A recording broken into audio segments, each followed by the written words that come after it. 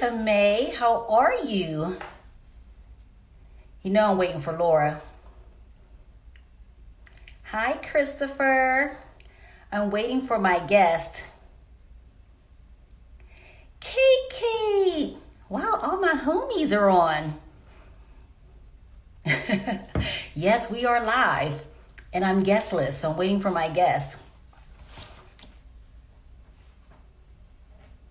It's good to see you all, so timely. So I'm backstage. I'm in Kelly Strayhorn Theater's dressing room. I'm wearing my I Love Social Distancing shirt. Trying to send a message without, telling people. Figure my shirt would speak for me. All right, it's 2:00 and I'm guestless. So let me tell y'all what may happen. I may disconnect and find my guest and come back. Okay? Just letting y'all know. It's 2:00. My guest is not here yet. I'm giving her until 2:01. I will disconnect and come back, hopefully with my guest. But I'm going to see. Maybe she's trying to figure it out. I know. IG struggles. Other than that, I'm enjoying the weather. They said it wasn't going to be sunny, and it's like mad crazy sunny out. So I'm loving the weather. Hi. Hi, Esther Baker Tarpaga. I enjoyed I enjoyed your performance on our Zoom, on our channel. It was great. All right, guys, it's 2:01. So I'm going to wrap this up. I'm going to go find my guest, Laura Varner-Norman, VP, iHeart Radio, Washington, D.C. I'm going to come back. Okay? All right, y'all going to come back with me?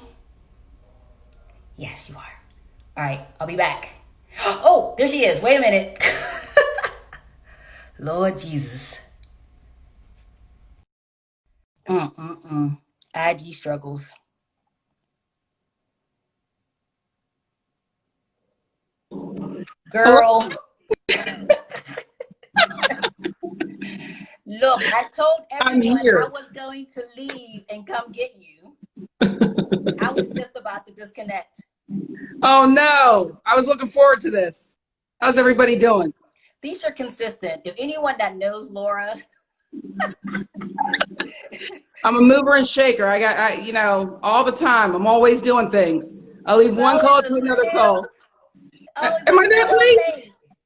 I had to stop and get gas. Say that again? I said I had to stop and get gas. Right. So just so you know, anytime she's late, she's always getting gas. And apparently this gas station is like 45 minutes away every time. And truly right now they are. Right. Just the wait. So everyone, thank you for joining me. My name is Orlana Darkins Drewery, and this is Down with ODD. And I am the director. No, I'm not the director. I'm the deputy director at Kelly Strayhorn Theater. And you can join me here every Wednesday at 2 p.m. where I talk to different movers and shakers in and around the city of Pittsburgh. Right now, I'm filming in our dressing rooms at the theater. And before you came on, Laura, I was showing everyone I'm rocking my I Love Social Distancing shirt. Just to kind of communicate to people before they meet me where I stand with the whole pandemic. So today I'm excited to interview Laura Varner-Norman. She has a crazy long title. She is Vice President of Sales, and she's over multicultural LGBT initiatives at iHeart Radio in Washington, D.C. Laura, welcome to Down with ODD. Well, thank you so much. I'm so happy to be here. Hello, everyone. Thanks for spending your afternoon with us. I hope you enjoy what I have to say, and I look forward to your questions. Happy to be here. Well, I'm a Pittsburgher, so that's my hometown, right? So happy to wrap. Already someone, you're blessing someone's life. You just gave Christopher his new excuse for being late. He got to get gas. So you already hooked somebody else. Okay, good. So, Laura, you already mentioned you grew up around the Pittsburgh area. Yes. So, talk about that. Where'd you grow up? Where'd you go to school? Okay, well, I grew up about half an hour outside of Pittsburgh in the area of New Kensington. Pittsburghers will know where that is. Everyone else, it's just considered Pittsburgh. Small town, went to Pitt. I'm a hometown girl at heart, love the area and my community. And I was so happy when I first got a job in media in that area and just being able to give back to my community. And believe it or not, I started out in public affairs and marketing before I went over to sales. So that's where I started my career in Pittsburgh. Now, you started in terms of media, you started in television, correct? In television, I sure did. A television station, yeah, run by Eddie Edwards. It was a UPN affiliate that turned to a WB affiliate, and we ended up starting with one station that grew to 8 along the East Coast. And so I was in charge. I was a corporate public affairs manager, marketing director, and I hosted a public affairs show when I had the spare time. Right. I was like, you had like you, titles, kind of like me. Exactly. So, which is a wonder why we know each other. Right. So when I met you, you were transitioning from television to radio. You worked at the first Whammo 106 Jams. Yes. Yes. Amazing station. I really enjoyed my time there and being with that whole enterprise. I learned so much about radio and how I was able to transition my experience in television to radio, and especially in an urban format. Again, just reaching out to an audience on a different level and having those outreaches to my clients and being able to afford them opportunities to be able to reach our community with meaningful messages. So it was an amazing experience. And I got to meet wonderful people like you to work with, as well as some others that, we continue to work together. So, hey, it's a gift that keeps on giving. Now, this is the thing about you, though. Like, a lot of people don't know, you are, you're a hard worker, you're a hustler. Like, you get a job and you absorb it. So, for example, for me, when I first met you at Whammo 106 Jams, you started in sales. You started as a sales rep. Mm-hmm. Then you moved up to were you the general sales manager? Yes, and interim GM for a little bit. Right. So I was going to say, you be in position to be the GM. Yes. Of that station. So, I was being groomed. Yeah. Right. So during that time, though, you were interim GM before it closed. Yes. So as everyone knows, Whammo 106 Jams closed, and it was open for about 6 years. Oh my, yeah, 60. I mean, it was a staple in the community. I mean, it was the station that minorities went to where you got your news. It was an unbelievable station. It was so sad to see it go. And I know several people, including myself, tried to save it. But, it was just one of those things where the economy crashed in 2008. It had an effect on a lot of businesses, especially smaller, local businesses. And it was sad to see it go, but I was happy that another format similar came back. Mm-hmm. So in between that time, so Whammo leaves, as we know. In between that time, that's when you went to Philly and you worked for Radio 1. Yes. Okay. Yes. So talk about that a little bit. Okay. So yeah, Radio 1, again, if anybody has ever read, heard of, met Kathy Hughes, an amazing woman who basically started grassroots. She was a seller. She started out in sales and she worked her way up to owning the largest urban African-American owned media company. And she has 12, 13 markets now, but her story is amazing and how she's left a legacy and also an example of what we can do when we put our mind to it. I still look up to her to this day and I'm amazed by what she's able to accomplish, but it was such a great experience going to another market and knowing that you have what it takes to succeed. That's the biggest thing for me. Going out of my comfort zone, it's easy to stay in your area and be able to capitalize off the friendships and relationships you've built. But sometimes you have to step outside to really hone your skills and test yourself and lead by faith, to be honest with you. Every move that I've made outside of the market, it's been faith that's led me to do that. And it's reaped benefits. Look, you're preaching to me right now because me being here at Kelly Strayhorn Theater and then being deputy director, just that whole leap into that was that was a complete jumping out of my comfort zone and a leap of faith. So that's a whole other topic for another day. And you're doing it though. I mean, you didn't think you could do it, but you're doing it. Keep praying, y'all. So we'll fast forward to Whammo 100. Now, what a lot of people don't know is you were very instrumental in bringing Whammo 100 to Pittsburgh. And in doing that, you also made history. You were the first woman to be general manager in the city of Pittsburgh. The first known, yeah. There's never been a woman that, to my knowledge, recorded that has been a GM, and also, helped build a station. I mean, that's probably one of the most rewarding experiences and eye-opening of how you can create a station of your own, and being on the ground floor of making that happen. And being able to, I have to say, one of the proudest moments was being able to bring back some of that talent.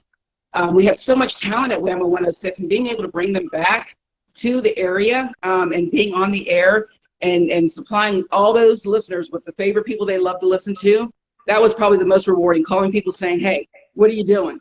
I'm going to be there in 2 weeks, opening up a station. I need to have you on board. And having people so, so excited. I mean, we had people that quit their jobs when I called them to say, I'm there. You're bringing the urban format back? Absolutely. So, and I forgot about that. You did provide a lot of employment for people who were let go when Whammo 106 Jams left the area. So you're right. You did do like a hootie hoo call. Do you want a job? And a lot of us, including myself, came back. Girl, literally, I was on the turnpike driving back with a U-Haul hitch behind a moving truck, calling people. Look, I'm glad I was one of your calls. I remember the first time we went into the building. First of all, I think I was your first employee. You were. You knew before anybody. You were in the cone of silence.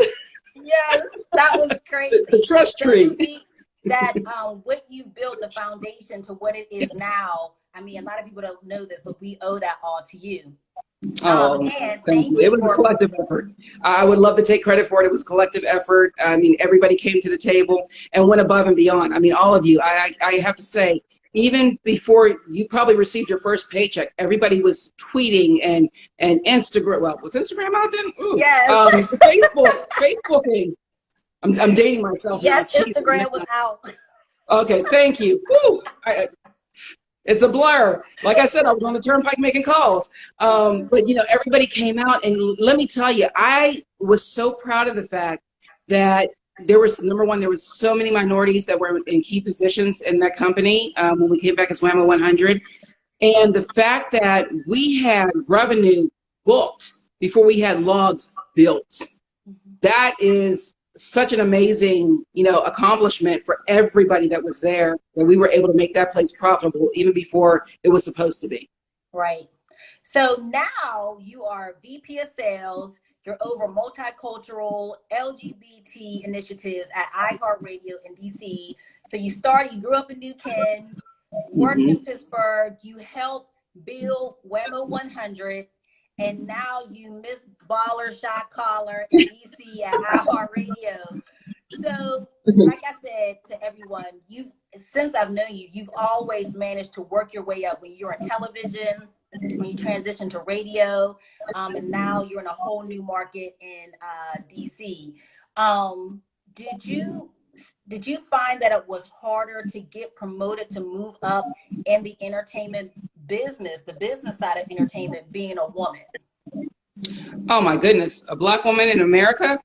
Absolutely.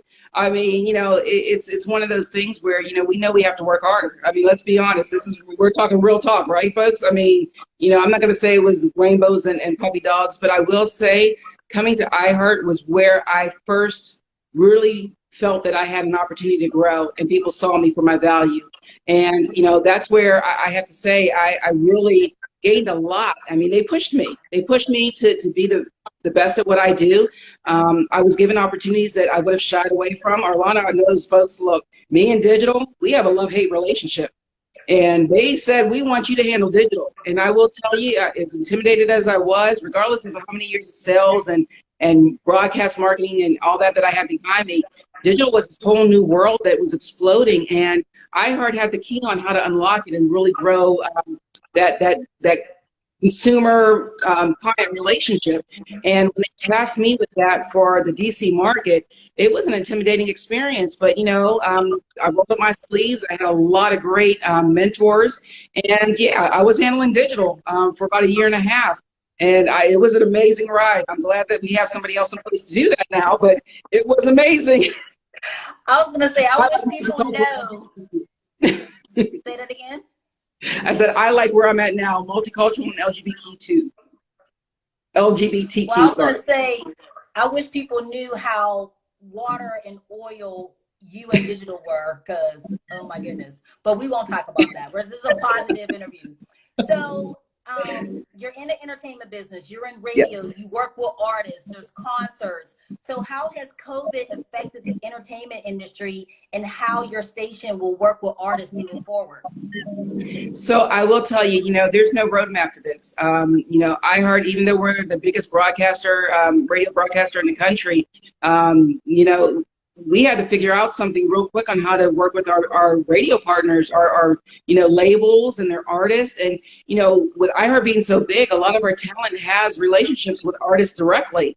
So, they were also in the midst of concert tours, releasing albums. They're trying to keep their business alive. I think we all saw Erykah Badu's like, I need to get paid, so we're looking at how can we could be a good partner to them as well, because we do a lot of tentpole concerts around the country, national concerts like Jingle Ball, iHeart Music Festival, the award show, and we have great relationships with these people who work so hard to bring consumers the music and entertainment they want to see. So what we ended up doing as an enterprise is basically creating at-home concert experiences. Mm-hmm. We work with artists, whether it's the country genre, hip hop, CHR, whatever it was. We worked with different artists who were willing to put in the time and do at-home concerts and happy hours and talk to listeners. We even had a campaign recently where a lot of them came to the table and did a graduation commencement event across the country where, they recognized the graduates from 2020. So all of this is really, it's enabled us to have more exposure online and how to reach to consumers online. And it's going to change the landscape of how we move forward. Let's be honest. It's going to be a while before we're out of this crisis. And, there's venues now trying to figure out how are we going to do concerts? Are we going to do social distancing, 50% capacity? We're figuring out ourselves, with the events that people know that we have every year and they've come to expect, like Jingle Ball. People plan their lives around events like that. And, all of us, and especially you, because you've done so many concerts with top artists, those are experiences that consumers, you remember for the rest of your life. You remember your first concert. You remember when you got an autograph or a picture with somebody who you were the #1 fan. And, we're working hard with these labels and artists trying to figure out how can we recreate that experience in this current environment. So, yeah, we're all still, trying to figure it out, but we're doing little mini things to keep them having exposure, helping grow that industry, and keeping them front and center with the people who really value them. So if you're just joining, my name's Orlana Darkins Drewery. The show is called Down with ODD. I'm talking to Laura Varner-Norman. She's Vice President of Sales, iHeart Radio, Washington, D.C. She's also over multicultural and LGBT initiatives. You talked about some of the online things you're doing now with artists. You mentioned also a quote from Erykah Badu saying like, hey, I need to get paid. With the things that what iHeart's doing now with artists, are you able to pay them? So honestly, where it helps out is that, whenever we're exposing artists to consumers and they download their music, you're getting paid. And it's one of those, it's almost like why the artists are doing the battles back and forth, because every service that somebody goes to and orders music, that's how all of us are able to help them get paid, honestly. You know what I mean? So yeah, we do things where sometimes they are paid. Sometimes it's just the artist wanting to get their name out there because they have new music they want to release or share with the consumers. But at the end of the day, artists are so smart. They know consumers are the ones that make their albums go from maybe 75th on the list to the top 10, top 20 list of music. So, a lot of them do a lot on their own. And, they help out as much as possible. Again, we're in that phase right now where we're trying to figure out the venue aspect, because that's really where they get paid. It's the tours. That's where they get a lot of their money. That's why I've seen somebody breaks an album. They're out there doing concert tours in the U.S. and maybe even Europe. So when we get to that point, we will absolutely, Live Nation, There's so many different artist groups and independent promoters that we work with, and we're always willing to help out and lend a hand and further those relationships to help artists. So speaking of artists, any advice for anyone interested in pursuing a career in the entertainment industry, whether it's the business side or behind the scenes, or as a performer? So honestly, right now will probably be the best time for you to break out and start getting a following. People are in home, people are in home and they have their smart speakers where they can listen to, all the different radio apps like the iHeart radio app. They have access to Apple Music and all these other type of channels that allow artists to upload their music. Being able to have them and have them really share their music with people who are at home listening more often, they can build a following. And the thing is to capitalize off that. If you have some music that you've uploaded to one of these services, you have to promote yourself. I mean, that's where the music industry was going anyway. They looked at people who had a following. 50 Cent didn't just come off the streets and they created him. He had a following. He had an underground following. I believe Jay-Z, the same thing. And that's where you can really fast track your music at this point in time to see how people are even responding to it. You may have to change up your music a little bit based on, are you getting enough downloads? If not, what music is getting enough downloads? You may have to have some of that influence into it. But while people are at home, that people should be using their social media to promote that they're on Apple or any other kind of music streaming service, because that's one thing that always perplexes me as people are uploading their music, and you may casually find it out in conversation. The masses don't know. You've not even shared it with your friends and family on Facebook, Twitter, Instagram, and that's what you really should be doing. And ask them, hey, share it with 10 more people. Let them hear my music. But yeah, this is an opportune time. And, one other thing too, like you're on radio. So I know, and when we both were on radio, when I was with you, one of the things that we used to always tell artists, like to have two versions. So if you are an artist that like to use a lot of cuss words, like, okay, do that, but you need to have a PG-13 version for radio and performances. Do you think that rule still applies today? Oh, absolutely. Absolutely. I mean, we still are governed by the FCC. We can't go out there and just, put anything on the air. But, also, too, when you think about these services that you're allowed to upload your music to, we all know that the 18 to 34 audience, especially for new, if you're looking at hip hop and pop culture, they really push music forward. And although, in their own environment by themselves, they can listen to all the cuss words, I can guarantee you when my kids are around me, we're not listening to that. So if you want to reach the masses, have a clean version because, not everybody wants to hear that type of music where, and I understand it's expression and I'm not saying don't express yourself, but, people like to hear expression in different forms and they receive it in different forms. And so being able to have that, diverse mix of your messaging, you'll reach more people. No, and I just wanted to stress that because I still work with some artists with the Shine Awards, my other job, and we always stress have a clean version, and so depending on what audience you're from, you're not thrown off. Because I know when you and I worked with artists like Lil Wayne and other people, those rappy, they were always all the littles. We handle all the littles. Yeah, all the littles we work with. But they were always thrown off and we're like, oh, this is a family concert. Like you have to do the clean version. And the ones who were smart, like the LL Cool J's and the Busta Rhymes, like they came prepared. They had a clean version in their head. But a lot of these people were like, well, I'm not true to myself. Okay, you might not get booked. And there's your point. I was getting ready to make that point. I mean, when you look at the big tours, think about who you're looking at with these big tours, unless the artist is doing it themselves with their own label. And you can very well do that when you're to that point. But not everybody starts off as a Jay-Z and Kanye West where you can handle your own concert and, do your own thing. So when you're looking to get booked on these major tours, people understand that, the money's still coming from mom and dad for the most part for kids to go. You're talking about $100 tickets. So kids aren't paying for that by themselves. And, parents have an influence on what, artists and what concerts the kids go to. And you have to be cognizant. And again, I agree with you. It's not that you're not being true to yourself because you can have the end with all, that appeal to those who want to hear the real lyrics that you created. But, good artists, I don't think the messaging is lost when you clean it up. The message is still there. We get it. Right. Missy, I think you have a question. What are the best ways to approach radio stations for artists for their music to be played?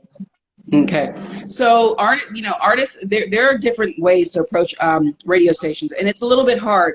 What you should do is start with smaller independent-owned stations. Coming to a company like iHeart to get independent music played is a little bit hard because there's so many rights that have to be approved. Now, if it's a program that we do like a small artist showcase or something local where we have somebody participate in the contest, that's fine. But if you are a mainstream artist and you really want to get yourself known without a label too, I mean, that's hard. To protect yourself, you really should have label representation. And I can't stress that enough. But, if you're looking to send your music to a independently owned station, like Arlana had mentioned earlier, it has to be clean. We can't play it.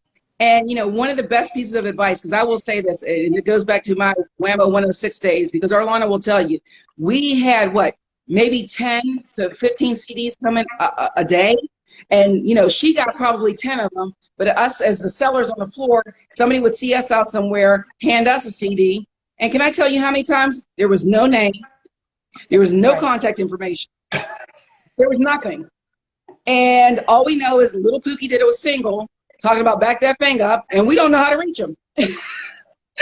Right. And that's a good point too. Make sure your contact information is on your music, because we would get CDs that the music was hot and we're like, where can we find this person? No Facebook address, nothing. Nothing. And I will tell you, one of the smartest things I've seen done, and everybody's familiar with his name, Wiz Khalifa. One of the smartest things I've seen done is he got close to the DJs. He knew the DJs from the club. He knew when they were going to be there. He would submit, a CD, and he would get feedback. And I will tell you, there were a couple times I saw him come into the radio station to drop off music, and having that feedback, because the DJs are on the pulse of what's hot. And, you'll see a lot of artists, and this is something that I really kind of picked up on when I got into the radio industry. You'll see a lot of artists, they come out with popular music to get them seen, to get them a place at the table. And then they go off and venture off and do their own type of music and experiment and become creative. But initially, you have to do music that sells. That's the way a label looks at you. When you have great music and you have great talent, in the beginning, you may have to take a step back and do what's popular and what's going to be received by the masses. And then after your, maybe 1 or 2 albums, then you can break out and do something that's completely your own and your own taste and style. But yeah, I mean, going back to the original question, just make sure it's clean, make sure it's clear. I mean, it has to be clear too. Hearing music where, somebody banging a pot in the background and it's all staticky and the quality is poor, you won't get past 10, 15 seconds of somebody listening to it. And make sure you clearly mark all your information on there and ask for feedback. When you ask for feedback, it only makes you better. I don't care what industry or what career you have.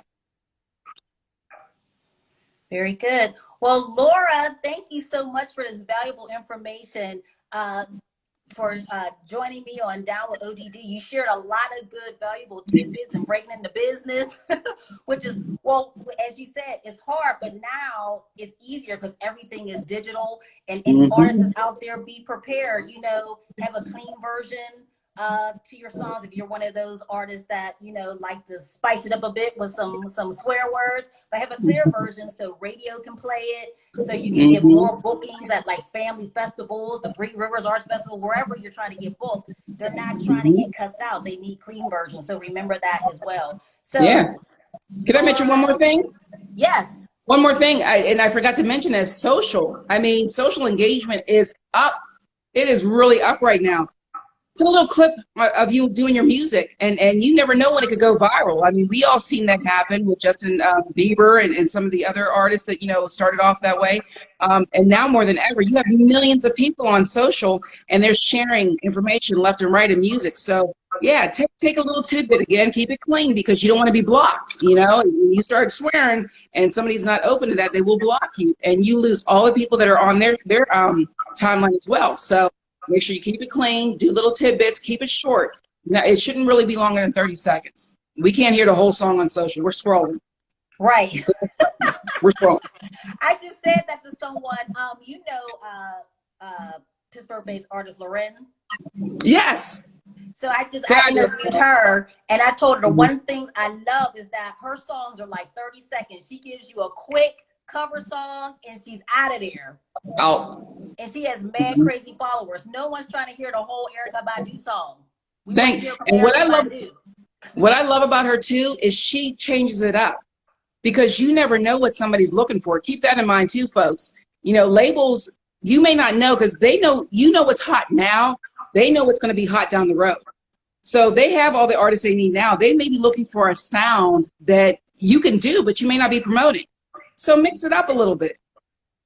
Yeah, you're right. She does add her own little flavor. All right, y'all. I hope y'all taking notes. Because she's hard to book. Stop. You are. For you, anything. All right, I don't know. Laura Varner-Norman, Vice President of Sales, Multi-cultural LGBT Initiatives at iHeart Radio in Washington, D.C. Thank you so much for joining me today. Oh, my pleasure. Thank you all for joining us. And I love talking about this stuff. So, yeah, you know what? Keep working hard. Don't let go of your dream. Just be professional about it and do it right. And I wish you all the best. Thank you so much. And everyone, join me back here on Wednesday, 2 o'clock, where I'll be talking to another mover and shaker and get some good notes on the industry and anything else you want to get into. Thanks, Laura, again. Thanks, everyone, for tuning in. Thank you. Bye-bye. Bye.